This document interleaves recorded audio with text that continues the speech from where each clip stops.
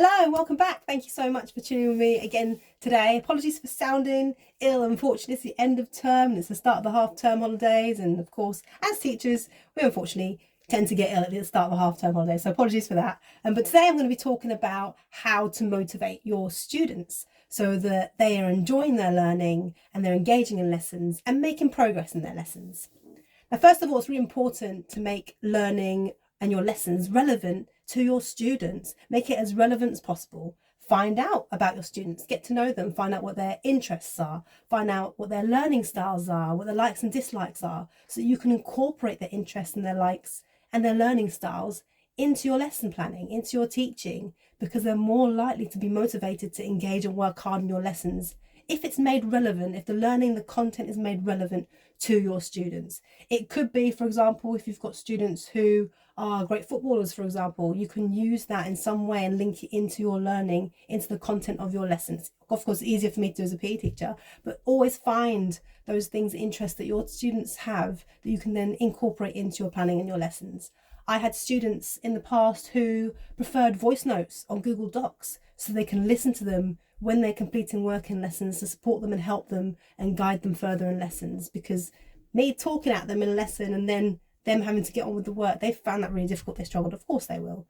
Our students aren't all auditory learners. Sometimes they need things repeated over and over again. And by having voice notes, my students found that much more beneficial to them because they can refer to them during the lesson as and when they need to, and even at home for homework. So find out what your students like, find out what works best for them and incorporate that into your lessons to help you engage your students and motivate them to want to work hard and progress in lessons. Give student choices. So give your students the choice to, for example, produce the work a certain way. It doesn't have to be a PowerPoint presentation or a Google Doc, for example. If they want to do it a different way, allow them to do that. I've had students in my lessons who wanted to pitch it like a video and wanted to record it rather than write it and type it. So allow that flexibility, allow your students to make the choice in how they'd like to present their work, for example, or how they'd like to cover the topic in whatever shape and form that you feel they may prefer to do it in. So allow your students that choice, that flexibility to choose in your lessons, because again, they're going to be a lot more motivated to do well and work hard in your lessons and produce really good quality work for you. I mean, as adults ourselves, we prefer to work a certain way, and if we're given the option to produce something a certain way and have a choice over it, we're more likely to put our all into it and put our effort into it. It means that we're going to be more motivated to work harder and more engaged in completing that task. It's the same for our students. Provide opportunities for your students to succeed.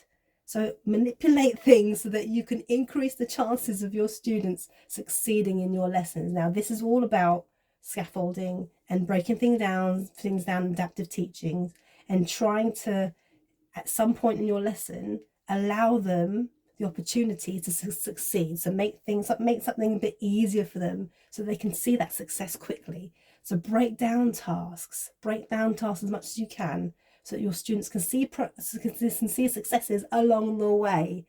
Because if things are too hard for them, they're struggling throughout the lesson, they're not seeing that success during the lesson, they're going to be demotivated. They're not going to be engaged, not going to want to learn. They could cause disruptions. Okay, the behaviour, they'll start acting up in terms of their behaviour because they're finding it too hard. Again, if it's too easy, that can happen. The same thing can happen. So make sure that at some point, in some way, shape or form, you allow your students to see their successes in the lesson so that they can see successes along the way, because that's more likely to motivate them and engage them in your lessons. It could be as simple as giving them questions to tackle and scaffolding those questions and building them up so they start off maybe slightly easier so they can see the successes as they go along.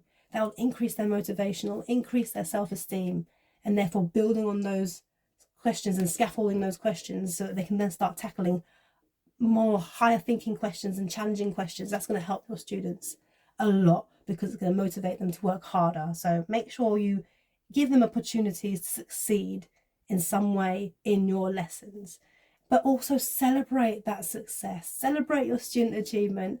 When I used to teach in the sports hall and I'd see a student do an amazing shot down the other end of the sports hall, I would literally shout and praise them in front of the class and make them aware of how brilliant that shot was. Well done. That used to really motivate my students. Of course, you have to be aware of the students that don't like that public acknowledgement. You have to be aware of the students that may suffer from anxiety, and that actually can increase that anxiety. But this is where you have to get to know your students, because those students, I would go up to them and I'd talk to them privately and I'd praise them privately. And I'd say, well done, congratulations. And I'd even ask them, I'd say, are you okay with me to letting everybody else know how well you've done? Are you okay with that? Ask for their permission. But there are also some students that I knew thrived off that attention. They loved that attention. So me bellowing at the other end of the sports hall and praising them, saying how fantastic that shot was, that really motivated them and really made them want to work hard. But also, it also motivates other students in the class, because they're seeing their peers doing that. Not me demonstrating things and me doing things. Oh, well, miss, of course you can. You're a PE teacher. But seeing their peers doing those things and seeing other students achieving those things and hearing the praise coming from me, that can also help motivate them to want to work harder to also be in that position. Now, if you're not already following my show, please hit that button, follow the show, leave me a review in iTunes, let me know what you'd like me to cover in future sessions that will support you in your teaching career to help you thrive as a teacher. Now, providing regular feedback is also another means, another way to help motivate your students to work hard. Because by identifying your students' strengths and weaknesses, it shows that you're interested in their progress. It shows that you care, that you want to support them to succeed and do better. And you may even have students who thrive on that instant feedback. I had a student a year ago who wanted that instant feedback from me. He wanted that regular instant feedback of how he's doing in my lessons. And that motivated and helped him work harder and engage in my lessons and make progress. So find out again about your students. Do they want that instant feedback? Do they want that public feedback, public acknowledgement, because it shows that you care about your students, you're interested in them. And you also need to make sure that you provide both positive and constructive feedback. So, they always say 2 stars in the wish. So give them 2 things that they're really, really good at, and then 1 thing that you think that they could build on and learn from and get better at. Okay, but make sure you give that positive feedback as well as constructive feedback. Don't just always give constructive feedback, because they may feel like you're putting them down. Give them something positive they're doing really, really well, and then follow that with a piece of constructive feedback. Well, you could make this even better if you did this.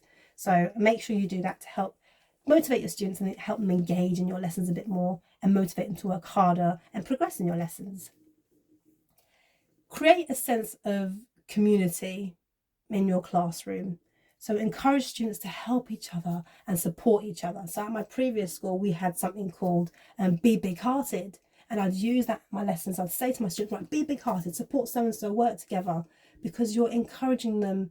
Not only you're helping them improve their social skills and their communication skills and their problem solving skills, their analysis skills, all these different skills that they're going to need to have when they leave you later on in life and go on to achieve amazing things. So create that supportive classroom environment, that community where all your students are supporting each other and helping each other, because that'll also help your students want to learn, be motivated to learn, because they're being supported by their peer, not by a teacher who, is of course going to be brilliant at that and they're going to know what they're talking about. They're going to be great at it, but being supported by your peer, like knowing that someone who's like me, is my friend, wants me to do well and helping me, supporting me, that can also help motivate your students and keep them engaged in their learning, keep them engaged in lessons. I mean, I've used students as mini coaches and I've given them groups to work with. And not only did that help the groups that they were working with, because they're getting information from somebody who is on their level, so to speak, who may be better at them at the sport, but is able to communicate to them how to do things in a way that they may understand that I might not be able to do. But more importantly, it also helps the person who is delivering those sessions, who is acting like a mini coach, because it's really motivating them that I've chosen them to go support other people, because I've seen that they're doing really, really well, and I've seen that they've got a really good skill set that they can help other people. So again, that will motivate them to learn and engage in lessons. But you can do that in a classroom-based lesson. It doesn't have to be in a PE-based lesson. You can do it in a classroom-based lesson when they're doing certain tasks and having certain groups, certain individuals leading that task. And finally, positive reinforcement. Make sure that you reinforce the successes your students are having. Make sure you're reinforcing how hard they're working in your lessons through positive reinforcement, positive encouragement. It can be, like I said, praising in front of everybody or privately praising the student. It can be a phone call home, an email home, a postcard home, if you like, a certificate in assembly, some way, shape or form to praise your students, to make them aware that you've noticed how great they're doing. You've noticed the work and the ethic and the effort they're putting in your lessons and the quality of work they're producing. So praise your students through positive reinforcement to help keep them motivated and engaged. They love their learning, they enjoy learning in your lessons, and therefore they make progress.